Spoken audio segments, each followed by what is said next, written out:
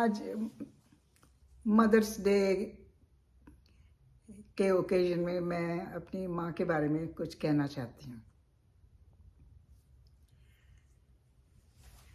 बहुत साल हो गए उसको भी गए को भी, कितने साल गुजर गए, लेकिन जो बातें उस समय हुई, आज से 65 years ago, मेरे को अभी भी याद है। तो जब मेरे को पहली बार 12 या 13 साल की उम्र में पीरियड आया, मुझे नहीं पता था ये क्या है। मैंने सोचा अरे ये क्या है। पता नहीं कैसे मेरी माँ को पता चल गया कि मुझे आया है पीरियड। तो उसने मुझे बुलाया कि स्वर्णा इधर आओ, मैं तुमको कुछ कहना चाहती हूँ। तो मैं गई। आई थिंक हम रसोई में खड़े थे। कहती है जो तुझे आज हुआ है ना, ये होता है। दैट्स इट, ये होता है। ये नहीं कि ये लड़कियों को होता है, आदमियों को नहीं होता है, क्यों होता है, क्या है, कुछ उसने नहीं कहा। सिर्फ कहा कि ये होता है। So then I had to make sense of it कि क्या मतलब है, क्या क्या बोल रही है। तो फिर मुझे वो अपने सेज पतंजलि है ना, जिन्होंने वो बुक लिखी है जिसमें हर एक मैसेज छोटे से सेंटेंस में है। We call it like cryptic notes. और फिर जो रीडर है उसको उसका मतलब अपने आप से समझना पड़ता है। वो समझाता नहीं है, पतंजलि ने समझाया नहीं है, सिर्फ लिखा है। अब उसका मतलब तुम ढूंढते रहो, अपने तुम्हारे एक्सपीरियंस जो हैं उसके अनुसार उसका मतलब ढूंढते रहो। और ये जो बात है ना, ये मैंने अपने इतने लंबे जीवन में देखी है बार बार, कि तुम जो भी तुम्हें हो रहा है, तुम अपने आँखों से और दिमाग से सोचो कि क्या इसका मतलब हो सकता है।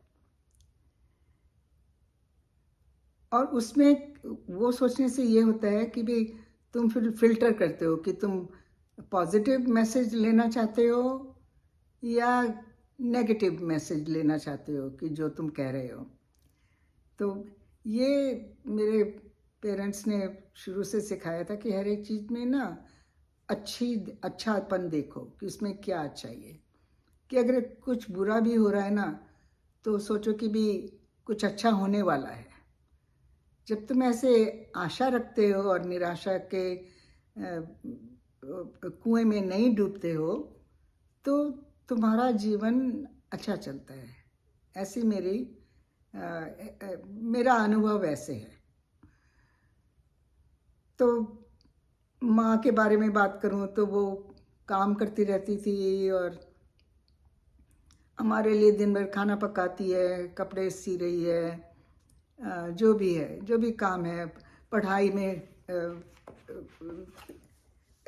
हेल्प कर रही है कि पढ़ो तुम। हमको बिठा लेती थी अपने कमरे में और हम सबको बोलती थी चलो तुम ये हिसाब करो, ये तुम लिखो, ये करो।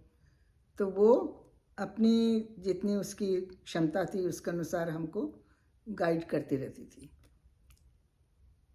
तो ये सब बातें जीवन में बहुत महत्वपूर्ण होती हैं और मैं अपनी माँ का दिल से क्या कहना चाहिए, अब धन्यवाद is not a big enough word. I think मेरी पूरी, जैसे मेरा पूरा जो जीवन है उसकी याद में ऐसे गुजरा है कि भी उसने कितनी अच्छी तरह से हमें पाला। हालांकि वो 16 साल की थी जब वो शादी करके मेरे फादर के साथ पंजाब से कलकत्ते गई थी।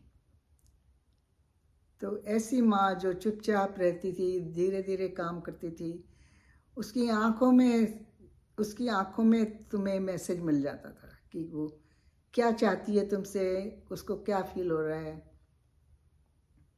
जब वो बीमार भी थी एंड में, तो मुझे उसकी आंखों में दिखाई देता था वो पेन, कि उसको चिंता होती होगी कि भी अगर मैं चली गई तो इन बच्चों का क्या होगा। पर माँ, तुमने हमको इतनी अच्छी शिक्षा दी, इतनी अच्छी ट्रेनिंग दी, और अपने तुम जो काम करती थी उससे साबित होता है कि उसको बोलने की जरूरत नहीं थी। She was my role model.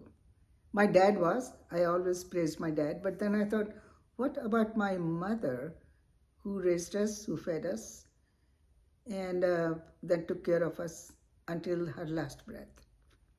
So, आज मैं अपनी माँ को अपना पूरा दिलो जान से धन्यवाद देना चाहती हूँ कि भी मैं इतनी भाग्यशाली हूँ कि मैं उसकी बेटी हूँ।